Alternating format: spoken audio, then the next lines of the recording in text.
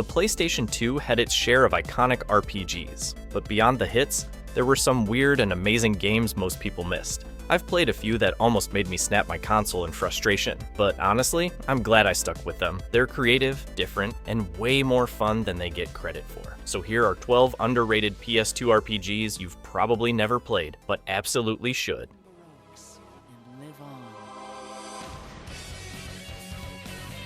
Welcome to a nightmare that changes every time you enter. Baroque isn't just an RPG, it's a descent into something darker. This is survival horror disguised as a dungeon crawler, set in a warped, post-apocalyptic world where nothing is what it seems. The tower you explore shifts each time you die, and you will die often, but every failure inches the story forward, revealing fragments of a haunting, cryptic narrative. There are no cutscenes holding your hand. You're dropped into the madness and left to piece things together on your own.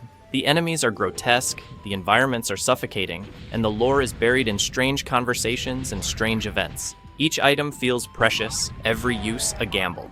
You'll question what's safe, what's real, and what the hell is actually going on. The voice acting is raw and unfiltered, adding to the tension. And the soundtrack? A perfect mix of industrial static, ambient despair, and sudden jolts of sound. It's like Silent Hill, but with stats, hunger meters, and permadeath. Combat is real-time, clunky, and relentless by design. Baroque wants you confused. It wants you uncomfortable. But if you push through the chaos, it starts to make sense. It's bleak, it's broken, and that's the point. This is one of the PlayStation 2's strangest RPGs, and for the brave, it's unforgettable. What if GTA and Final Fantasy had a jazz-playing baby? That's Steambot Chronicles. You play as Vanilla, a laid-back amnesiac who washes up on a beach with no clue who he is. Soon, you're piloting a massive steampunk mech called a Tropmobile. But instead of joining a war or saving the world, you join a band. Seriously, you play harmonica, piano, drums, full rhythm minigames. And when you're not performing, you can deliver cargo, brawl in arenas, pick up gigs, or even romance NPCs. It's an RPG that lets you just live, be good, be bad, be a rock star. Towns are packed with oddball characters and quirky side stories. The mech combat? Surprisingly tactical. You customize your Tropmobile piece by piece. Arms, boosters, cannons, wheels. For performance and aesthetics, it's like Armored Core with saxophones. The freedom here was ahead of its time. You're not railroaded into saving the world. You choose your path. Visually, it's vibrant, with a soft, cel-shaded style. The soundtrack, jazzy, soulful, and totally unique. Yes, the controls can be clunky, and yes, the camera has issues, but no other RPG feels like this. It's charming, chaotic, and deeply human. If you want an RPG where you can jam, drift, punch, and fall in love, Steambot Chronicles is your playground. Let the steam roll.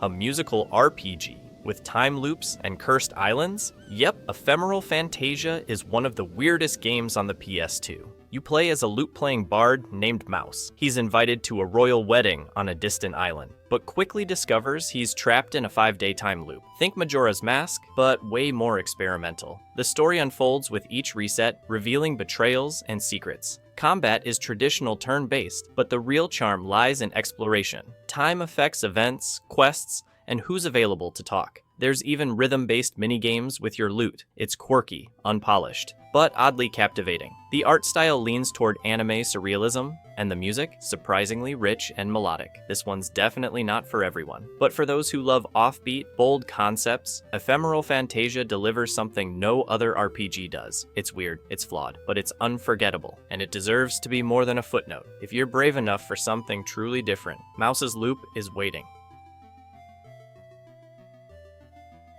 You died. Now you must earn your soul back, one possession at a time. Atonement opens with your character's spirit separated from his body. To return, you must help others by inhabiting them. Each chapter, you possess a new person and solve their dilemma. From soldiers to villagers, the stories are small but emotional. It's like a spiritual anthology, tied together by guilt and redemption. The turn-based combat is classic with smooth camera transitions, but the pacing is what stands out. Quiet, reflective, and human. You feel like a ghost, slowly weaving threads of peace. The soundtrack by Yasunori Mitsuda is haunting and beautiful, and the PS2 visuals still hold up with soft lighting and atmosphere. Tsugunai doesn't scream for attention, it whispers. And in that whisper, it says something powerful. About regret, about empathy, about what it means to fix what you once ignored. It's short, strange, and utterly worth it. If you want an RPG that hits your soul, this one's calling your name.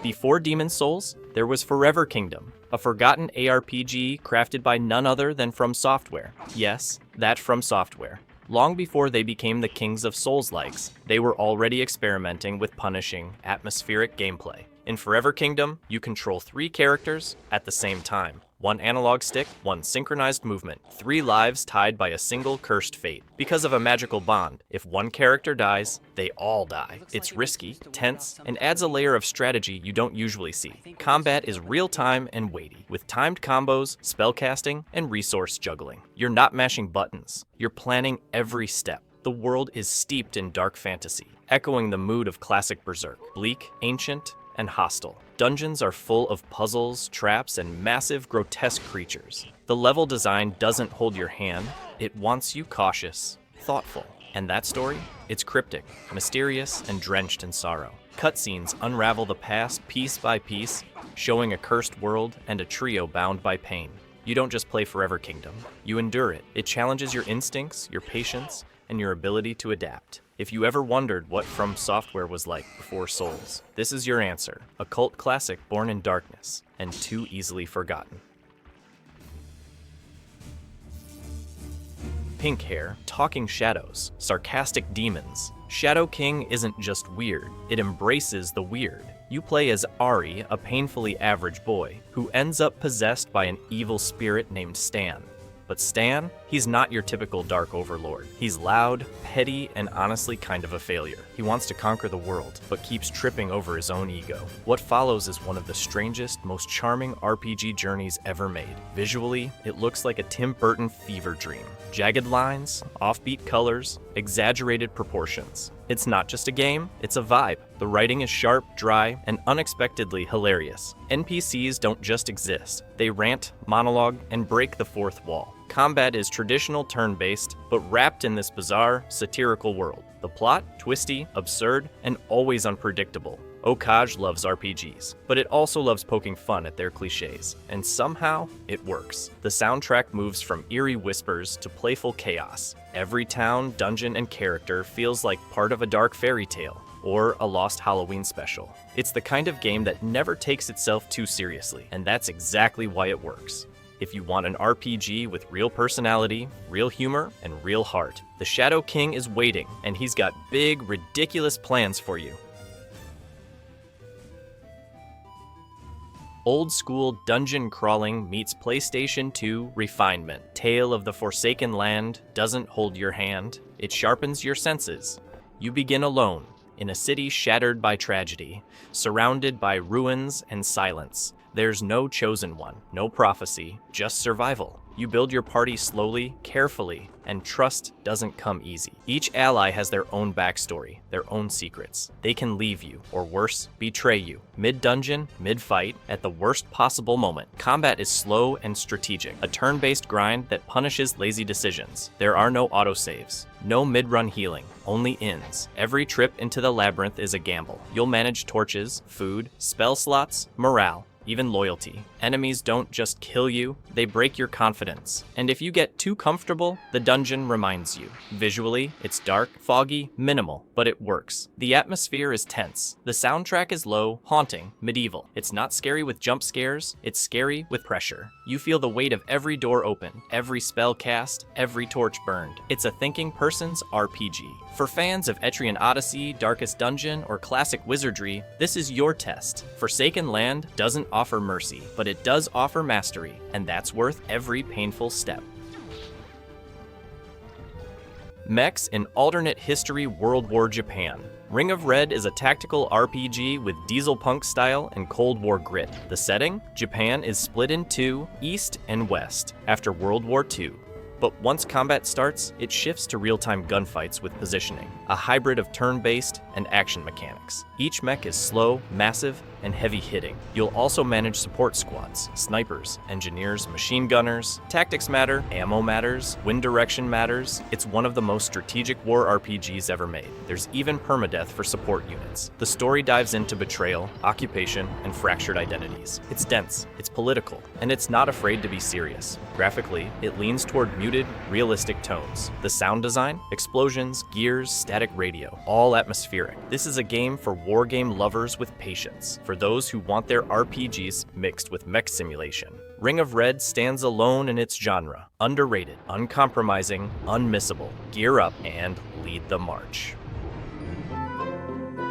Draw your hero, then become it. Graffiti Kingdom isn't just a game, it's a blank canvas for your imagination. You don't choose a class, you create one. Using a 3D drawing system, you literally sketch every part of your character. Legs, wings, tails, claws, whatever you can dream. Then you assign how it moves, how it fights, even how it jumps and transforms. Want a toaster with rocket fists? A dancing octopus knight? The only limit is your creativity. And once you're done crafting, you take that creation into real-time battles. The gameplay blends light platforming, puzzle solving, and action combat. But the real magic is how you define the experience. You can steal enemy powers, mix traits, upgrade forms. Your hero can evolve into anything. Every battle is a test, not of reflex, but of design. The story is simple and kid-friendly, but the gameplay has real depth. You'll lose hours fine-tuning the perfect abomination, and the game wants you to experiment. This isn't about min-maxing stats, it's about playing your imagination. Few RPGs let you be the developer, and in Graffiti Kingdom, creativity is power. It's quirky, it's colorful, it's unforgettable. If you ever dreamed of drawing your own RPG hero, this is the game that makes it real. Korean RPGs rarely made waves on the PS2. Tears of Blood stood out. With art from the legendary Yoongtae Kim, the characters are striking. Long limbs, elegant armor, and soft palettes. The world blends Eastern and Western aesthetics. You play as Kalance, a warrior leading a resistance against Empire forces. The story explores identity, trauma, and redemption. Combat is unique, semi-turn-based with a rhythm timing mechanic. Every action requires you to hit triggers at precise moments. It's tactical, fast-paced, and visually stunning. There's a focus on relationships too. Building trust with party members affects battles and cutscenes. Voice acting and music are top tier for its time, but be warned, the game has long load times and pacing issues. Still, it's a beautiful, ambitious RPG with heart, and it showed what Korean devs could bring to the genre. If you want something poetic, dramatic, and different, give it a chance. Magna Carta may not be perfect, but it's unforgettable. No one expected Chaos Wars to exist, a tactical RPG crossover that blends characters from Shadow Hearts, Growlancer, Spectral Souls, and even Shin Megami Tensei. Yeah, it's real, and it's weird. You wake up in another dimension, classic isekai setup, then boom, you're teaming up with heroes pulled from completely different RPG universes. Imagine turn-based tactical combat with grid movement, skill chains, and party synergy. But your teammates include a demon summoner, a spectral knight, and an anime swordsman from 3 unrelated games. It's both confusing and kind of awesome. There's real strategy beneath the chaos, with dozens of playable characters and layered systems. But let's be honest, the voice acting, absolutely legendary in the worst way. The English dub became internet famous for being so hilariously wooden it turned into a meme. Some players come just to hear it, but beyond the awkward lines, Chaos Wars has real substance. It's a love letter to obscure JRPG fans, the ones who recognize every deep-cut character. Graphically, it's basic, even for PlayStation 2 standards, but that just adds to its offbeat charm. It feels like fanfiction turned into a real game, and somehow it works. If you love experimental crossovers and don't mind a little jank, Chaos Wars is pure, unfiltered JRPG weirdness. Just maybe play it with subtitles. Action RPG meets dreamscape platformer. That's the best way to describe Dual Hearts. You play as Rumble, a treasure hunter, and his dream spirit partner, Tumble. Your mission? Dive into people's dreams and fix their subconscious. Each dream world reflects the person's fears, regrets, or desires. One moment you're in a haunted toy room. The next, a desert full of giant sandwiches. Combat feels like Zelda, with swordplay, items, and jump-based puzzles. You ride Tumble like a mount, unlocking abilities for exploration. The art style is bright, bouncy, and colorful. There's a childlike energy here, but the themes can get surprisingly deep. Dreams aren't just wacky, they're emotional battlegrounds. It's a game about empathy, healing, and discovery.